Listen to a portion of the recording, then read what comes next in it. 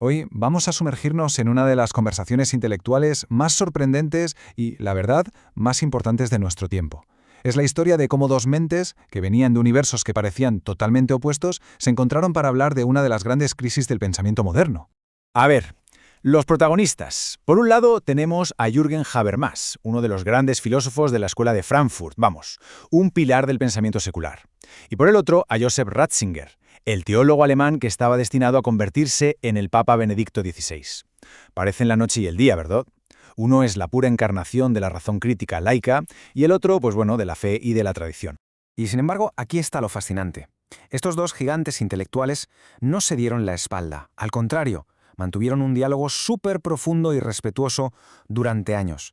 Decidieron sentarse a hablar, cada uno desde su orilla de la racionalidad, para enfrentarse a un problema que a los dos, les preocupaba muchísimo. Vale, vamos a meternos de lleno en esto. ¿Cuál era exactamente ese problema que podía unir a un filósofo secular y a un futuro papa? Pues que ambos estaban convencidos de que la razón moderna, nuestra forma de pensar en Occidente, iba de cabeza hacia un peligro muy, muy serio. Según ellos, la razón moderna se había vuelto demasiado estrecha, muy limitada. Se había dejado fuera de juego áreas enormes de la experiencia humana, como la moral, el sentido de la vida, la propia fe, simplemente descartándolas como si no fueran racionales.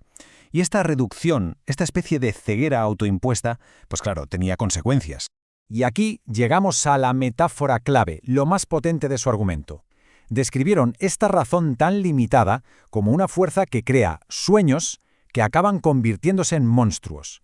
Pensemos, por ejemplo, en las grandes ideologías totalitarias del siglo XX o en una ciencia que avanza sin ningún tipo de brújula ética.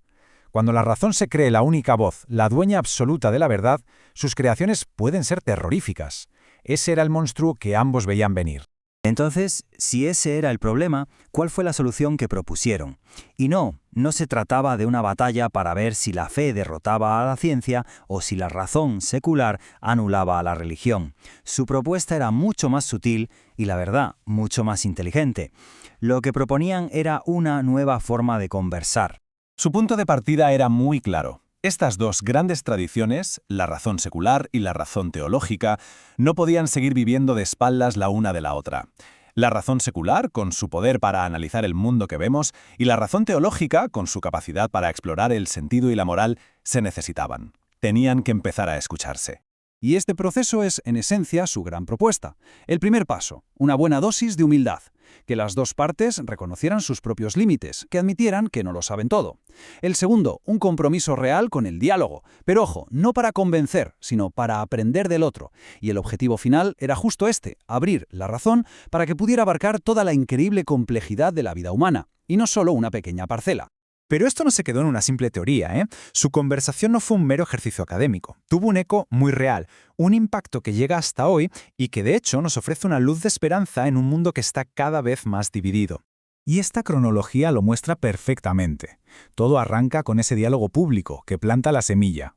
Años después, cuando Ratzinger se convierte en papa, esas ideas cogen una plataforma global. Y el momento cumbre, sin duda, es su famoso discurso ante el Bundestag alemán, donde expone ante el mundo esta visión de un diálogo entre fe y razón como el auténtico pilar de una sociedad libre. Así que el punto clave es este. El consenso al que llegaron se describe como significativo y esperanzador. Y no es para menos. En una época de polarización máxima como la nuestra, el simple hecho de que estas dos figuras encontraran un terreno común tan profundo es en sí mismo un mensaje potentísimo. Y todo esto nos lleva, claro, al presente. ¿Cómo aplicamos estas lecciones hoy?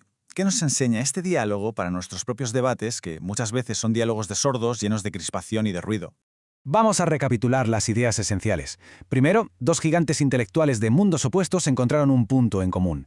Segundo, la advertencia. La razón, cuando se vuelve demasiado estrecha, puede ser peligrosa. Tercero, su solución no fue la confrontación, sino el diálogo para aprender mutuamente. Y por último, esa llamada a la apertura, a ensanchar la mirada. Es un modelo que hoy, quizá más que nunca, sigue siendo increíblemente necesario. Y terminamos con una pregunta que se queda en el aire. Si ellos fueron capaces de hacer esto, de superar una de las brechas intelectuales más profundas de la historia, ¿dónde podemos encontrar hoy en día la oportunidad de construir esos puentes, de tener esos diálogos inesperados que seguramente tanta falta nos hacen?